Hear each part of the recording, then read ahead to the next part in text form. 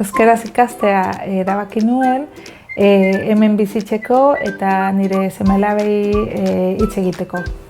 Euskara pizka bat zaila da, baina kultura eta jendea hurbiltzeko oso ona da.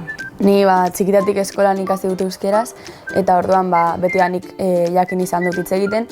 Eta gero amak ikasten hasi zenean, berarekin ere batzuetan euskaraz hitz egiten hasi nintzen. Niretzat oso garrantzitsua izan zen berarekin hitz batzuk esatea euskaraz. Eta gero hasi nintzen talde batean euskara ikasten, berarekin harremanak horiek egiteko.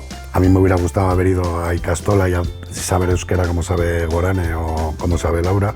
Lo que sí teníamos claro, mi mujer y yo, es que nuestra hija iba a estudiar en euskera. Gure etxean beti egin da euskeraz, guraso biak izan dira lekitxarrak eta beti egin dugu euskeraz. Nebarrebok eta familia guztia.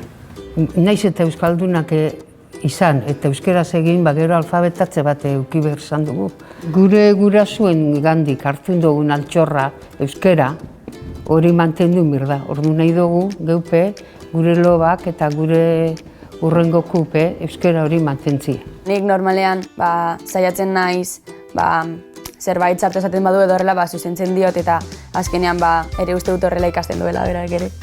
Saiatzen ari gara seme-alabei egun osoan zehar euskaraz egitea, adibidez jolasten gaudenean euskaraz, telebista jartzen dugu euskaraz, ikusteko filmak edo ikusteko marrazki bizidunak euskaraz. Eman jaso duzuna, eman euskararen giltza.